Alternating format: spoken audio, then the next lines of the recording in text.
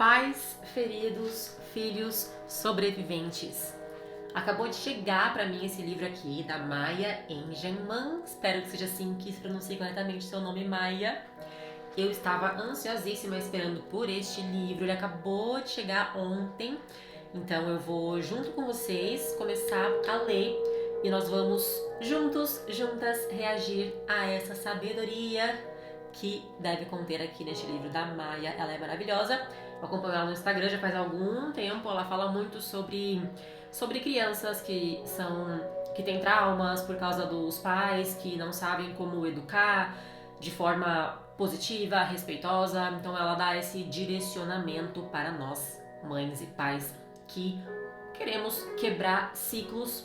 Nós que fomos maltratados pelos nossos pais e que, se não fizermos esse esforço de expandir a consciência, de despertar, a gente vai acabar sem perceber repetindo esse ciclo que vem de gerações lá atrás.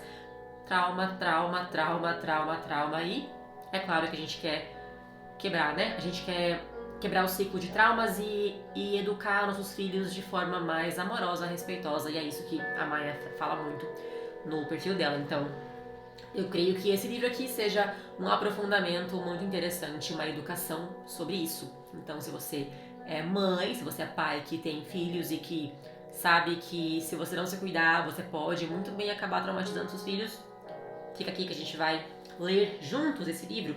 Então, assim, gente, ó, um livro chegou pra você na sua casa, a primeira coisa que você faz é o quê? Cheirar o livro, né? Então, você sente o aroma.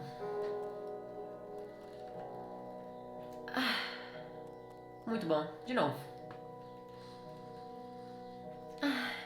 É muito bom. Aí, em seguida, o que você faz? Você lê a contracapa, né? Então, você vai lá atrás. A gente quer primeiro, antes de ler o conteúdo aqui, a gente sempre tem que saber de onde vem esse conteúdo. Então, vamos conhecer melhor quem que é a Maya. Aqui diz: Maya é pedagoga, educadora parental, pós-graduada em neurociências, eu também, e educação positiva.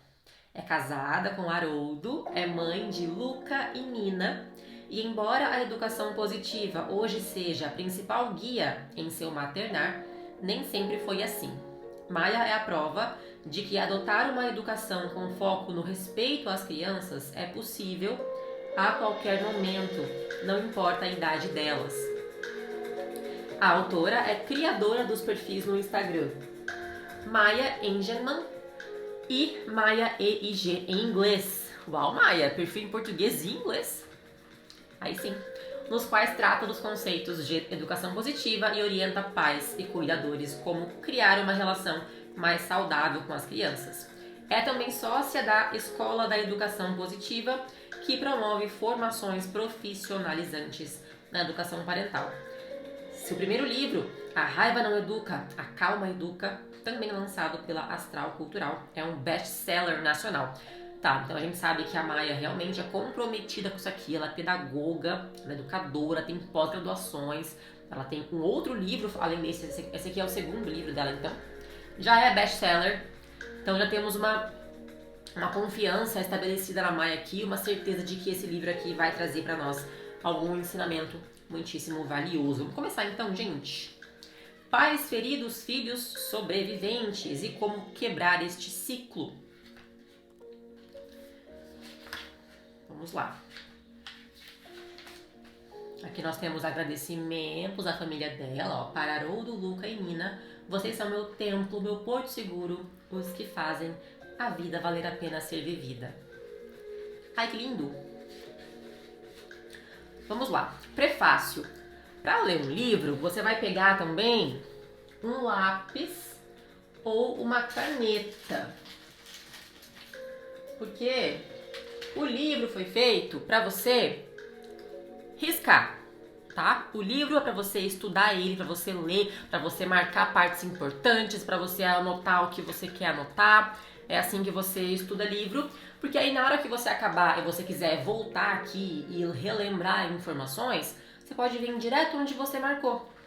É assim que as pessoas parecem tão inteligentes porque elas memorizam as frases dos livros. porque elas leem, já batem o olho no que é mais relevante, já circula, e aí toda hora ela pode voltar aqui e reler aquela frase só pra memorizar e depois poder citar por aí pra, né, divulgar essa informação mais pra frente. Então vamos lá. Prefácio. Tive pais dedicados. Vamos ver quem escreveu esse prefácio? Foi a Maia mesmo? Não, foi a Morgana. A Morgana Seco, a mãe da Alice e da Júlia, pra quem conhece. É mais uma criadora de conteúdo digital de maternidade. Famosíssima, né? Alice, famosa demais. Então a Morgana vai falar assim: tive pais dedicados que sempre priorizaram os 4 filhos que tiveram. Mas a ideia deles de educação era baseada em disciplina, autoritarismo e violência. E eu entendo o comportamento deles, pois a educação que eles davam era a educação que receberam e que achavam ser a melhor para os filhos. Só que, apesar das boas intenções, as ações deles acabaram causando sofrimento e consequências emocionais para mim e para meus irmãos. Por muitas vezes me senti inadequada e insegura. Eu tinha dificuldades em dizer não e de saber o que eu realmente gostava, pois acabava sempre me preocupando em agradar os outros. Sem contar o medo de errar e o perfeccionismo paralisantes. Quem nunca?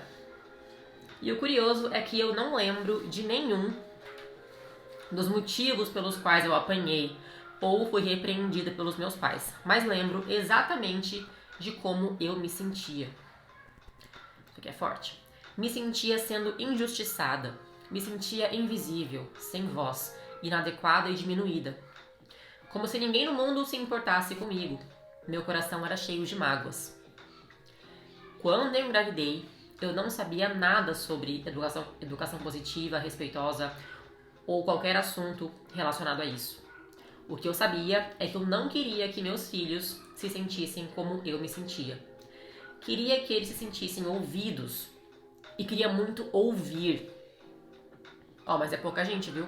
Pouca gente que, como a Morgana, sofre com os pais e depois, na hora dos filhos, até você pode, assim, planejar. Não, nunca vou bater, nunca vou brigar, mas aí vem o quê?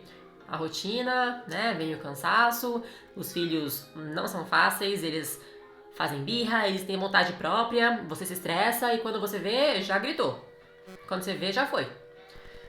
Então, estudar a maternidade, como você estar aqui agora vendo esse vídeo e quando você comprar esse livro aqui e ler o seu próprio livro, marcando o que você gosta, é isso que faz diferença, tá? Porque planejar e querer ser uma mãe diferente é uma coisa. Agora, achar que isso vai ser fácil, achar que numa mágica você vai ser a mãe perfeita e eternamente calma e paciente todo o tempo, é ilusão. Então, quanto mais você se engajar no estudo, quanto mais você fizer suas práticas de autocuidado, de meditação, leitura, é assim que você vai se tornando um ser humano melhor e, consequentemente, uma mãe melhor. Mas é esforço, tá? É luta. Não pense que é só escolher e vai ser mágica, não. Aos poucos, fui pesquisando e procurando mais sobre educação. E tudo que fui aprendendo fazia muito sentido dentro do que eu acreditava.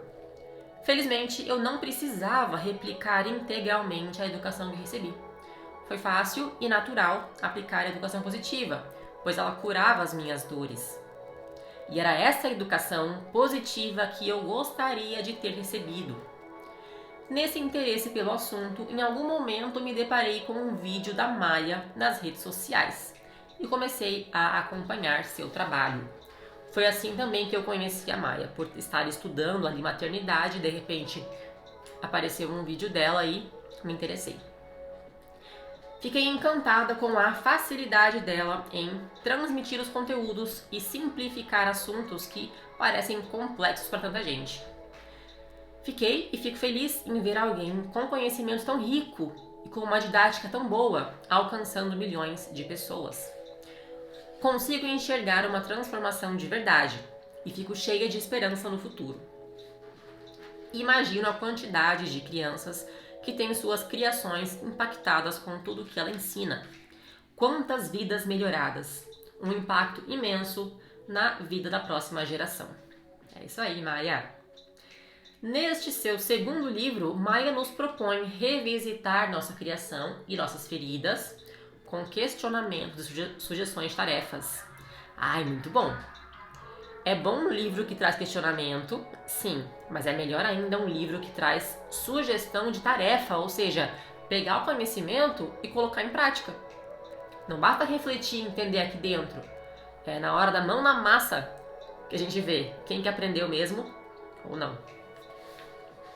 Refletir e questionar nossas crenças e entender que nossos gatilhos não são só um auxílio ao nosso processo de autoconhecimento, mas também ajudam a não repetir padrões da nossa criação, que não deveríamos replicar. Ela dá exemplos também de como colocar a educação positiva em prática, o que facilita o processo de aprendizagem. Sei que, para uma grande parte dos novos pais e mães, essa facilidade em aplicar a educação positiva não é tão natural. Como a violência, o autoritarismo e desrespeito são as únicas referências que você tem para educar crianças, pode ser complexo ter de desconstruir esse universo e criar novos padrões de comportamento e de atitudes. Este livro é uma ótima ferramenta para quem quer quebrar o ciclo da violência e criar os filhos de uma maneira mais respeitosa e reduzir danos futuros. Espero que você aproveite as atividades, absorva os conteúdos e que isso lhe ajude a ter um relacionamento mais saudável e respeitoso com as suas crianças ou outras crianças que você conviva. Morgana Seco. Ok, introdução dada. Aí nós chegamos aqui num sumário, né, a lista com os capítulos do livro. E a gente começa. Agora é a Maia escrevendo, acredito. Vamos ver. Apresentação. Sim, gente, agora vai ser a Maia que vai estar falando já com a gente. Apresentação. Ao contrário do que ouvimos falar por aí, não é por meio da dor que nós prosperamos, e sim pelo amor. Na infância, eu devo concordar com a Maia. Na infância, a gente precisa ter essa base de amor. Para mim, depois que nos tornamos adolescentes e adultos, a dor é sim um excelente, necessário professor, que ensina muito, que fortalece o espírito. Mas na infância, eu concordo, a infância não é momento de sentir dor para fortalecer o espírito, pelo contrário. Na infância, é a base de força que só pode vir através do amor. Neste livro, quero apresentar, essencialmente, 2 pontos que nos impedem de praticar esse amor com nossos filhos: os nossos próprios traumas e a sociedade adultista, um termo que eu explicarei ao longo do livro. Vamos grifar já. 2 pontos: nossos próprios traumas e a sociedade adultista. Ela vai explicar o que é isso aqui. Em 2018, quando a educação positiva cruzou meu caminho, senti que havia uma luz no fim do túnel. Isso porque eu me achava a pior mãe do mundo e sentia uma necessidade avassaladora de proteger e salvar meus próprios filhos de mim mesma. Eu sinto isso também. Eu jamais quero permitir que as minhas crises emocionais e as loucuras que passam na minha cabeça, que eu sei que são loucuras, eu jamais quero permitir que isso afete a minha filha. Eu não quero permitir que ela nem veja esse momento que eu tô tendo alguma crise de choro, ou alguma crise existencial, ou alguma emoção muito forte passando por mim, porque os filhos encontram nos pais uma base, sabe, de segurança. Então, quando eu estou fraca emocionalmente, eu não quero que ela sinta essa sensação de angústia, de insegurança mesmo, que eu sei como é quando você vê que a sua mãe tá descontrolada. Quando você percebe que a sua mãe não tá conseguindo administrar a situação é a pior coisa do mundo para uma criança. É como se você fosse obrigada a crescer e a se tornar adulta responsável naquele momento. É claro que isso te rouba toda a inocência, toda a leveza que é ser criança. Então, eu jamais quero que minha filha tenha que adultecer tão cedo como eu tive. Por isso que quando você é pai e mãe, é tão essencial, a sua obrigação manter alguma prática de autocuidado que vai te tornar uma pessoa muito calma. Que você consiga manter a calma em qualquer situação.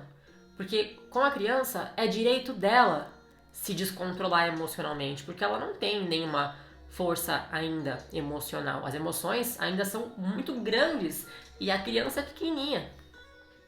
Então você sendo grande, você jamais pode deixar que as emoções dela afetem você.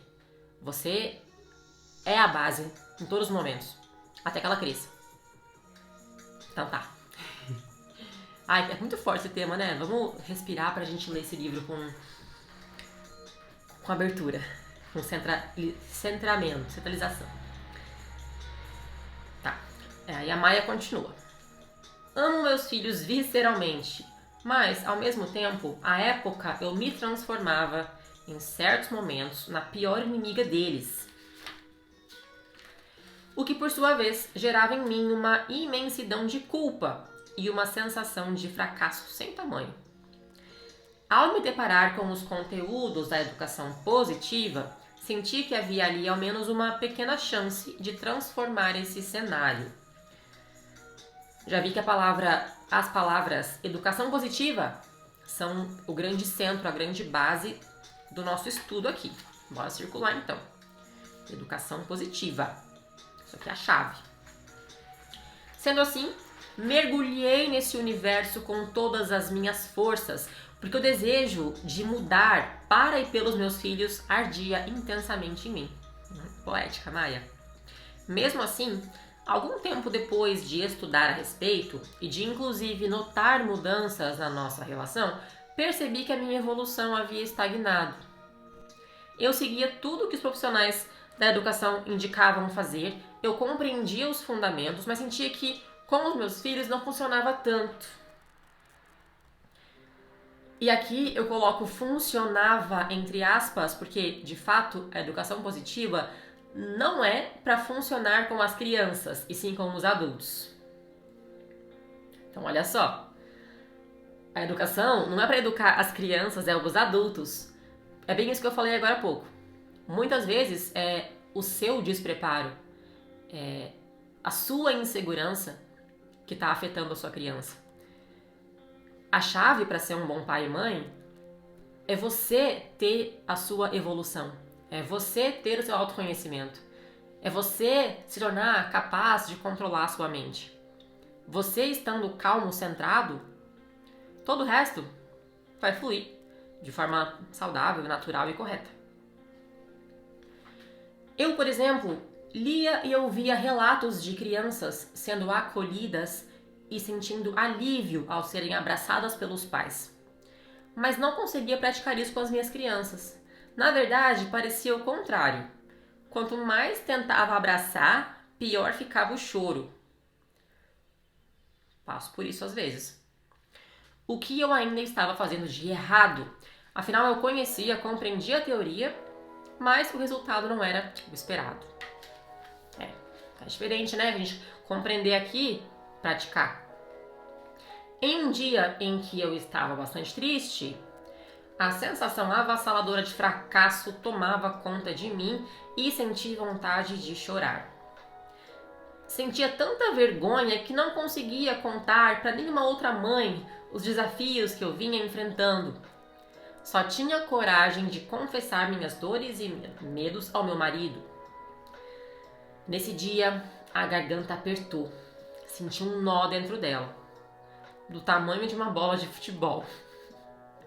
Estava profundamente entristecida, mas não queria ceder ao choro, ainda mais na frente das crianças. E, pela primeira vez, eu percebi com clareza que eu não me permitia chorar. E tal percepção me deu um estalo, um clique transformador. Como eu esperava que meus filhos se sentissem acolhidos por mim quando choravam, se não permitia nem que eu mesma chorasse? Desde então, iniciei uma autoinvestigação e uma autoanálise para compreender o porquê da existência desse meu bloqueio. Eu comecei a notar os julgamentos que surgiam à minha mente quando estava com tristeza. Chorar é coisa de gente fraca. Seus filhos não podem te ver chorar. Tem tanta gente muito pior que você, então pare de frescura. Tem que sempre ver o lado positivo das coisas, então show a tristeza e bola pra frente. Chorar não resolve nada. Então olha só, pelo que eu entendi até agora, é diferente você se permitir chorar em um momento de tristeza na frente das crianças, porque aí é um choro natural. A gente tem que normalizar o choro, né? O choro faz parte de um processo natural do ser humano. A gente tá triste, a gente quer chorar. A gente se emociona, a gente chora. A gente tem saudade de alguém, a gente lembra alguma coisa, a gente chora. Chorar é aceitável, deve ser mais aceitável. É normal. Então, é bom, então é saudável. Mostrar para os seus filhos que você também chora quando você está com dor, triste, sofrendo por algum motivo. Mas o que é pior e o que eu passei na minha infância era uma mãe que não é que ela chorava quando estava triste, não era nem choro o problema. Era descontrole de forma a negligenciar os cuidados básicos das crianças. Era uma fúria fora de controle, era agressão, era violência. Isso que é o descontrole. Então, não confundam choro com descontrole emocional. Choro é normal, é saudável. O que não é saudável é o seu descontrole se traduzir em forma de violência contra o seu filho. É muito mais saudável um pai e mãe que chora na frente deles, que tá triste, é normal, do que um pai que esconde choro e esse choro escondido cresce nele e vem pra fora na forma de violência, de bater, de socar coisas, de grito. Isso aqui não é legal. E a Maia continua. Esses julgamentos todos me impediam de viver um processo simples, natural e humano, que é o de sentir. E como consequência, quando meus filhos choravam, eu acabava projetando esses mesmos julgamentos sobre eles. Que frescura esse choro! Eu faço tudo para essa criança e ela é ingrata por estar chorando agora. As minhas crianças têm que ser fortes, então eu tenho que ser dura com elas. Claro que eu entendo que se minha mente estiver sendo rondada por julgamentos assim, eu jamais conseguirei de fato acolher genuinamente o choro dos meus filhos. Acabarei consciente ou inconscientemente querendo manipular ou cessar o choro deles, porque no fundo existe em mim um preconceito relacionado ao choro. Isso aqui pra mim é muito claro. Desde que minha filha nasceu, eu tenho esse cuidado de deixar ela chorar quando ela quer chorar. Porque eu sou uma pessoa que chora, que sofre muito, que sofre assim, eu digo que sente emoções de forma intensa e às vezes eu preciso chorar para aliviar uma emoção. É isso que eu ensino em terapia também para as pacientes. Você precisa chorar para completar o ciclo da emoção. Você deve permitir o choro. O choro é o alívio. O choro faz parte do ciclo de uma dor. O que é o erro é engolir o choro, porque quando você engole, você tá só fazendo essa dor crescer. E assim, a dor ela vai ter que sair de alguma forma. E se não for por choro, vai ser por violência, vai ser por autodestruição, vai ser de formas muito piores. porque você não permitiu o choro. Porque no fundo você acha que chorar é fraqueza, que chorar é errado, que chorar é vergonhoso. Então é a questão de entender que o choro é normal, é aceitável. E aí, existe na nossa cultura uma ideia de que a criança não pode chorar nunca. Então, ela começa a chorar, você faz qualquer coisa para distrair a criança, pega brinquedo, distrai para não chorar. E eu não vou permitir que ninguém faça isso com a minha filha. Então, é muito comum que eu percebo que ela tá com... Assim, é claro que se ela chora, a primeira coisa que eu faço é listar as necessidades básicas. Então, eu confiro. É fome? Não, já dei comida. É sede? Tento água, não quer. É calor? É frio? É alguma dor física? E muitas vezes não é nada disso. Ela parece que tá irritada, algum acúmulo de estresse, e ela quer chorar. Então o que eu faço é ficar do ladinho dela. Às vezes eu tento abraçar ela, realmente me empurra porque ela não quer. Então eu fico do ladinho dela pra ela ver que eu tô ali presente e que eu tô ali só pacientemente esperando ela terminar o choro dela. E acontece isso. Ela chora, ela grita, eu tô ali do lado esperando. Ela termina o choro, ela vem, me abraça e continua a vida, dá risada depois. E tudo isso seria impedido se eu tentasse distraí-la do seu choro, ou se eu a reprimisse, ou julgasse o choro dela. Então é uma questão de permitir. A criança, às vezes, quer chorar. Então dá esse direito pra ela. Fica ali esperando. Vai terminar o choro. O ciclo da emoção chega no fim. Então, finalmente eu entendi que de nada me adiantariam frases prontas ou ferramentas para acolher meus filhos se nem a mim mesma eu conseguia acolher. E se não acreditasse de fato que o choro é uma expressão natural e que por isso precisava ser acolhido livremente. Existia um bloqueio dentro de mim e isso acabava refletindo na forma como me comportava diante das expressões emocionais dos filhos também. Então é sobre isso. É você se permitir chorar e aí você vai naturalmente lidar melhor com o choro da sua criança.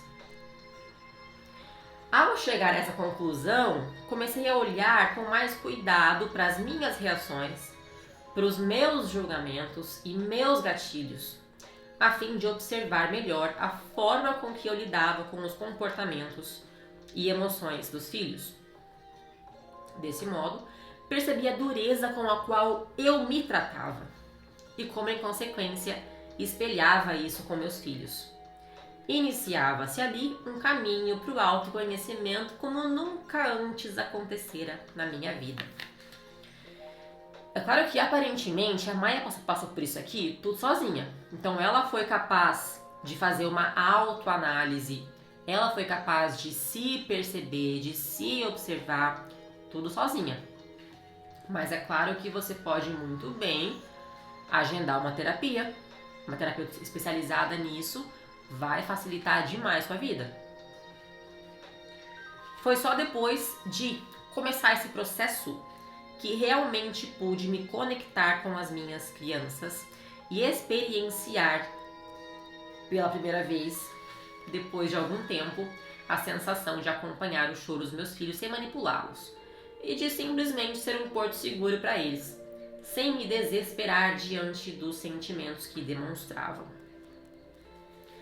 Dar esse primeiro passo no autoconhecimento me possibilitou uma compreensão muito mais profunda e clara da potência da educação positiva, como um caminho que pode resgatar o verdadeiro amor, não só pelos filhos, mas também por nós mesmos. Que lindo! E o primeiro passo é, então, perceber a maneira como o fato de sermos adultos feridos pode acabar resultando em termos filhos sobreviventes. Mas há um outro desafio para os pais: a sociedade adultista. Então tá, veremos agora o que é esse negócio. O adultismo é um sistema de opressão e abuso de poder do adulto sobre a criança. assim como é todo e qualquer caso de excesso de poder empregado por alguém com certo poder e direcionado a alguém em posição inferior na hierarquia. Eu falo disso com as pacientes. Sabe o que acontece? A mulher, ela nunca, assim, ela gostaria de conseguir se impor mais numa situação de abuso lá com um chefe autoritário, um namorado, marido abusivo, uma amiga intrometida. Aí nessas horas que ela tá lidando com um adulto, ela não sabe se impor. Aí ela é toda encolhidinha, ela tem vontade de chorar, ela fala baixo, mas aí, na hora que tá com os filhos, né, que são criancinhas, que não vão conseguir bater de frente com ela, aí é a hora que ela resolve libertar a sua fúria. Aí sim, ela se impõe, aí ela grita, aí ela sabe ser brava, bravona. É muito fácil, né? E é bem injusto, né? Porque na hora que você tá com um adulto que tá abusando de você, aí você não consegue se impor. Mas aí quando é o seu filho que te ama e que tá só exercendo o papel dele de criança, aí sim você consegue ser super durona e brava. Isso aqui então é um abuso de poder, né? A Maia já vem alertando a gente sobre isso. Se pararmos um instante para observar a sociedade, perceberemos que nossas crianças têm pouca voz. As crenças comuns que nos permeiam incentivam o uso de castigos físicos e emocionais contra crianças. Inclusive, existem inúmeros ditos profissionais que, com a justificativa de não as deixar mimadas, sugerem, por exemplo, deixar a criança lá chorando, em vez de acolhê-las. Então, olha o que é a diferença. Seu filho chora, você larga ele sozinho, longe de você, chorando. É uma coisa, né? É um descaso. Agora, o filho tá chorando, você fica do lado dele, esperando terminar o choro. Abraça se ele quiser ser abraçado. Outra história, né? É um acolhimento. Muitas escolas ainda usam o cantinho do pensamento, onde a criança é deixada para que possa pensar a respeito de algum comportamento que teve, que é considerado inadequado. Como se isso fosse causar alguma reflexão revolucionária na mente da criança. A gente tem aqui um desenho no livro, ó, uma chargezinha demonstrando o cantinho do pensamento. Ainda hoje existem programas de televisão que ensinam a ignorar aquilo que rotulam como um mau comportamento e premiar o que consideram bom comportamento, tratando as crianças como se estivessem inscritas em um programa de adestramento. Pesado. Todas essas e muitas outras práticas são nocivas para as crianças. E como pais podemos blindá-las da maioria delas. O maior fator protetivo contra traumas absorvidos na infância é uma relação de segurança. E ao longo do livro, quero munir você com as informações necessárias para que possa reduzir na sua criança os danos da toxicidade existente na visão adultista sobre a criança e seus comportamentos. Quando falo de educação positiva, com frequência ouço, tudo mimimi, é uma inversão de valores, porque é o adulto que manda e pronto. O que precisa ficar claro aqui é que, na verdade, os valores já estão invertidos. E faz tempo. Pois, embora nós, adultos, sejamos o cérebro maduro da relação, muitas vezes ainda esperamos que os filhotes humanos se adequem a nós. Aí temos uma frase aqui bem em evidência no livro, ó. Acreditamos que nossas crianças devem facilitar nossa vida e cobramos que elas se comportem como se fossem pequenos adultos. Não tem como, né, gente, cobrar da criança para se comportar como adulto. Mas ela é criança. Já passou da hora de revertermos os valores para que a dinâmica compatível com a nossa espécie e natureza funcione. Ou seja, É preciso entender... Deixa eu ver quanto que a gente tem ainda aqui para ler hoje. Pausa. Ah, beleza. Hoje nós faremos 30 páginas, tá, gente? Só de apresentação. É preciso entender que é o adulto quem se adapta à criança e não o contrário. Dessa forma, poderemos oferecer uma infância que promova saúde em termos emocionais e físicos às crianças. Este livro é um convite teórico e prático para que você volte junto comigo às origens da nossa espécie. É um convite a perceber que a dor não promove a vida, mas o amor sim. Então, a gente vai agora pular algumas páginas, tá? Olha que bonitinho. Desenho. Estou cuidando de mim para cuidar melhor de você.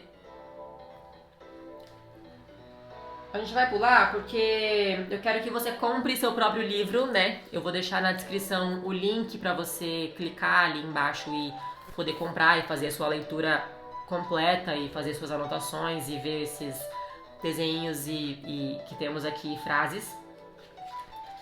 E vamos direto, ó, mais um. Vamos direto para atividade que ela sugere aqui. Então ela fala assim: seus filhos não precisam que você seja perfeito. Eles precisam que você seja consciente do que faz e que se comprometa a melhorar, um passo de cada vez. Então, concentre-se na redução de danos. Aí, a Maia vai finalizar a apresentação do livro com essa chamada pausa para autorreflexão. Ela vai deixar aqui algumas linhas para você preencher. Vamos ver o que ela quer que a gente faça, então. Como você lida com os seus erros? Como você lida com os seus erros? Você se permite errar e consegue reconhecê-los? Ou tenta disfarçar quando você erra? Ou você nega ter errado, nunca errei? Disfarçar ou negar os erros é um mecanismo de proteção. Caso você tenha tendência de fazer isso, consegue imaginar o porquê você aprendeu a reagir assim diante dos seus erros? Na sua criação, havia espaço para errar? Como você era tratado ao errar?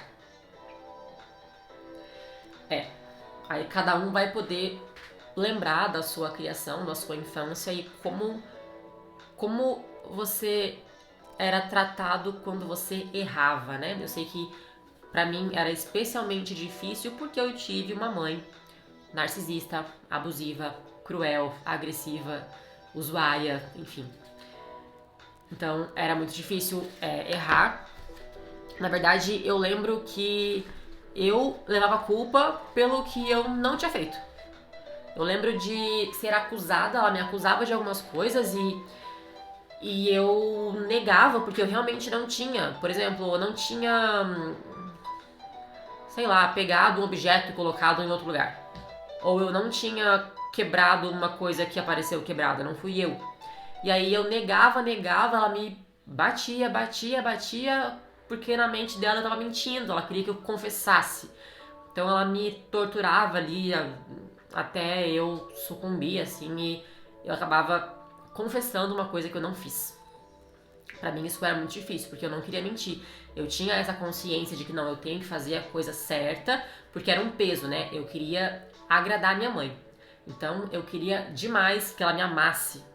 Então eu tentava demais ser a menininha perfeita, a filha perfeita, pra que ela gostasse de mim. Só que era uma ilusão, né? Porque na verdade ela não gostava dela mesma. Ela tinha muitos problemas de vida que eu nem conseguia identificar naquela idade. Então era em vão, né? Por mais que eu tentasse tudo, eu acabava sempre errando sem querer ou levando culpa pelo que eu não tinha errado. Então até hoje eu vivo com essa sensação de que eu não tô sendo amada pelas pessoas, de que ninguém gosta de mim e de que eu tenho que me esforçar demais pra provar que eu sou boa, que eu mereço ser amada. é uma coisa que é difícil demais de mudar. Vocês sabem que eu sou terapeuta, eu trabalho com mulheres, ajudando elas justamente a quebrar esse mesmo padrão de comportamento, mas... e eu também consegui mudar demais, né? Tendo a consciência disso e trabalhando a reprogramação mental, a meditação em cima disso, o diário, tudo são ferramentas que vão te ajudando a abrir consciência e modificar padrões, mas é enraizado e se eu me distrair um pouco, eu me percebo voltando para esse velho padrão de achar que eu tô sempre incomodando, de que eu tô errando demais e que as pessoas vão parar de gostar de mim, de que eu tô sendo irritante, de que eu tô sendo grudenta demais, carente demais. Então, podem reparar que muito dos seus defeitos hoje vem de padrões lá da infância. É claro que o caminho aqui não é culpar os pais, né? A gente quer, na verdade, uma autorresponsabilidade, porque seria muito fácil apontar o dedo e falar eu sou desorganizado porque é culpa do meu pai. Eu sou estressada porque é culpa da minha mãe. Muito fácil, não resolve nada, só piora. Então a chave é entender de onde veio, qual é a origem do seu comportamento e a partir disso trabalhar para mudar. Como é que muda? Escrevendo, terapia, meditação, lendo livros que abrem sua cabeça, vendo vídeos de terapeutas. Então, se você está aqui até agora vendo o vídeo, já está no caminho, tá? É daqui para melhor. Mas entenda que o caminho para a evolução, para a cura, muitas vezes vem de voltar lá para o seu passado, de refletir, olhar para dentro, lidar com aquelas memórias que você queria tanto esquecer, aqueles pensamentos tão dolorosos, né, que a gente quer evitar, mas não dá. Se você realmente quer melhorar, vai ter que enfrentar as memórias do passado que não são tão legais de lembrar. Mas é lá que mora a cura, tá? A cura vem da expansão de consciência. E a partir disso, a reprogramação mental. Então, obrigada a quem está aqui até agora. Estamos juntas demais, tá? Então, vou terminar por aqui. Hoje lemos a apresentação e o comecinho do livro da Maia. Nos próximos vídeos, a gente vem com o resto dos capítulos. O link para você comprar o seu vai estar aqui na descrição. Beijos!